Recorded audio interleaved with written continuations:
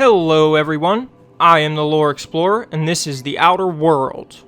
No, not the one where four-eyed aliens are trapped by a statue in a 22-minute time loop. It's a highly anticipated role-playing game made by Obsidian.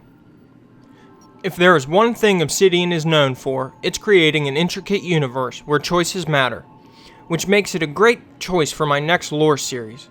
I've beaten the game going down one of two major paths I know of, and I'm currently going through the other now. I just wanted to give you guys a quick heads up and give a bit of backstory on the next series before we dive into the events of the game. See, the game is set in an alternate timeline to ours, one where President William McKinley was not assassinated in 1901. This led to events where Theodore Roosevelt never succeeded McKinley.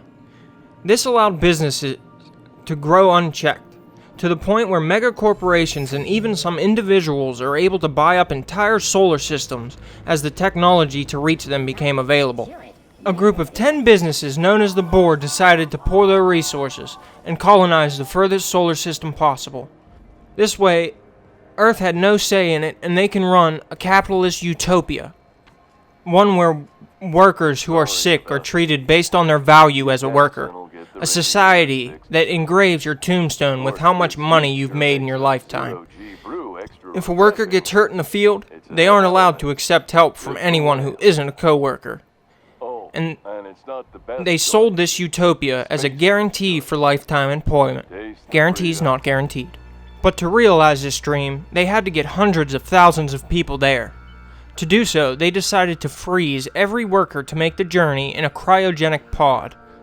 They froze hundreds of thousands of people and packed them aboard two ships, the Hope and the Groundbreaker. The journey is meant to take 10 years at light speed, and in the year 2285, these ships departed Earth for the Halcyon solar system.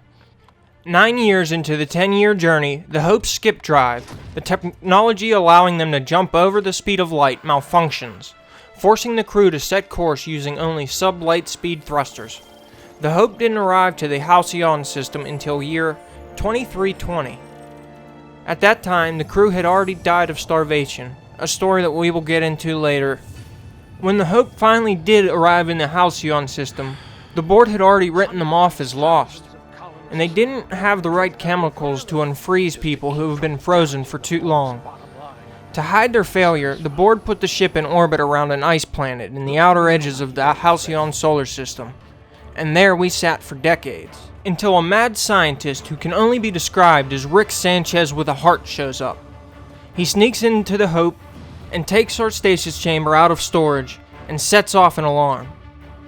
As the alarms blare, Phineas escapes with our body and is chased by the Board.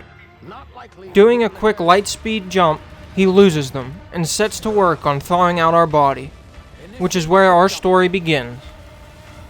I'm not exactly sure how I want to cover this game as a series.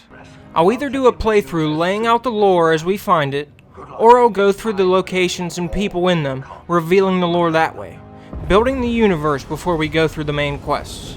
Let me know what you think in the comments below, and if you're looking forward to this series, subscribe to make sure you catch them as they come out.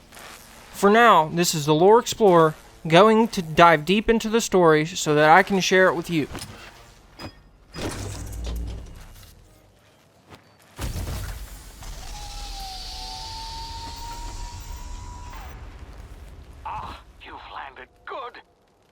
Hawthorne should be close by.